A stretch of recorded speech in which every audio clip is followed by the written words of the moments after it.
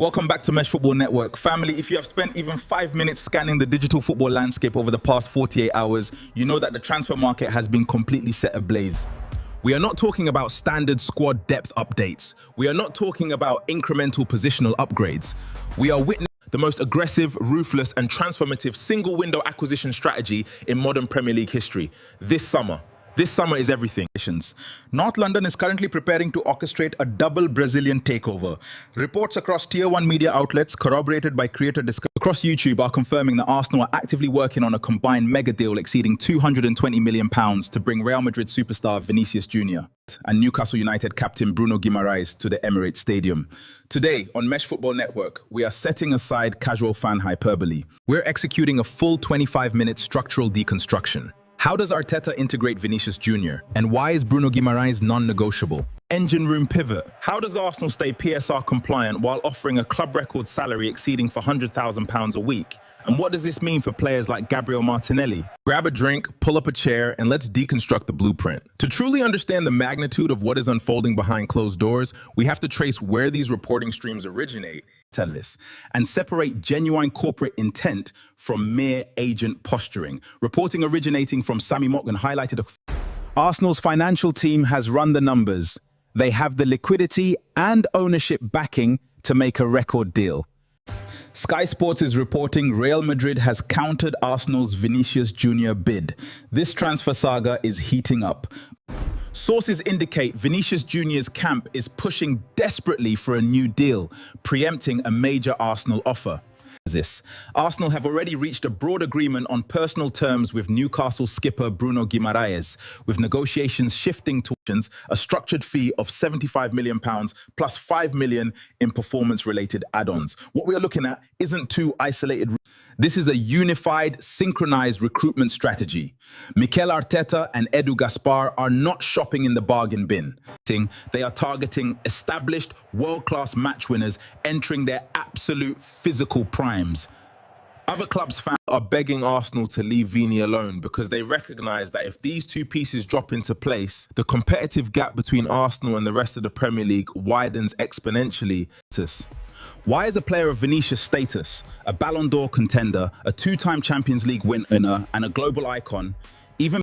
The answer lies at the intersection of contract mechanics, squad hierarchy, and wage structures. Vinicius currently has 1 year remaining on his contract at Real Madrid. Negotiations between his representatives and Real Madrid precedent.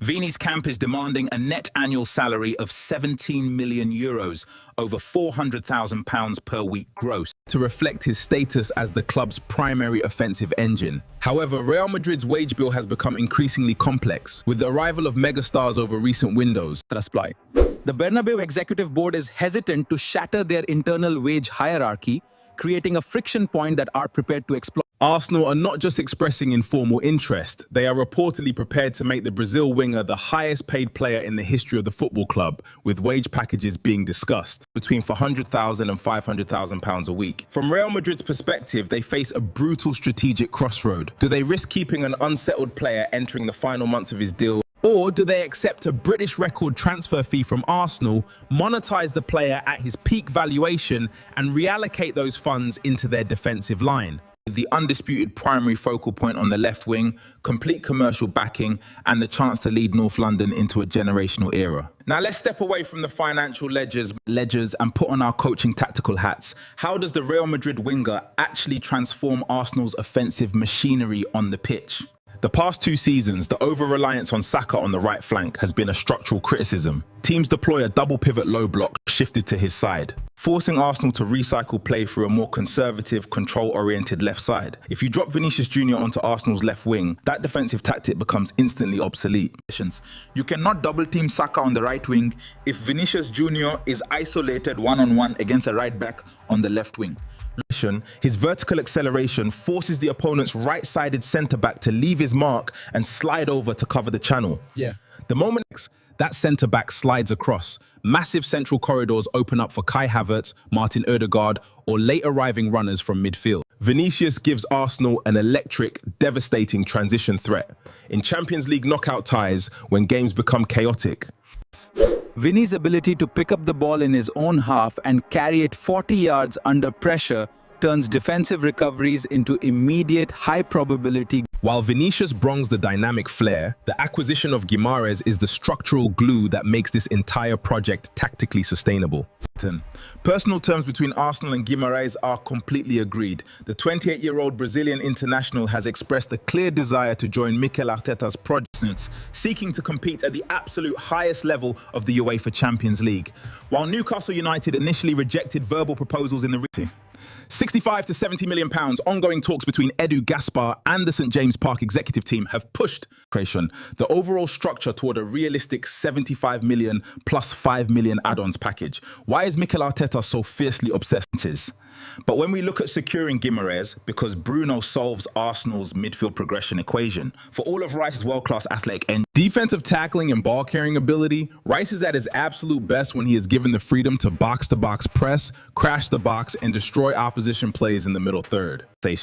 When Rice is forced to act as a sole, static, deep-line controller, his progressive passing angles can occasionally become restricted. Bruno is a master of playing under intense pressure. He ranked in the top 95th percentile for accurate passes and progressive line-breaking balls. He receives the ball with his back to goal, rolling a midfielder on his hip, then immediately plays a 40-yard diagonal pass into the stride of a sprinting winger.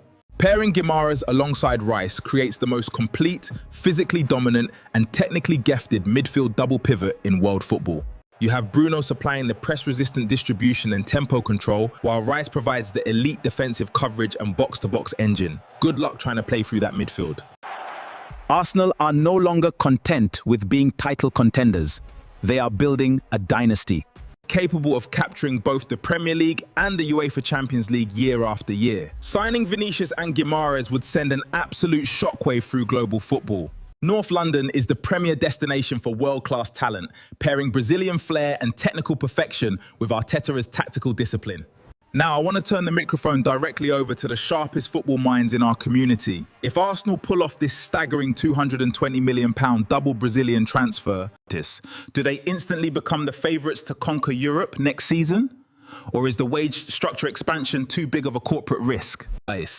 If you appreciate raw, detailed, and uncompromising football analysis without the clickbait filler, hit that subscribe button right now and scale the network with us. This is the Mesh Football Network, and we are out. Peace.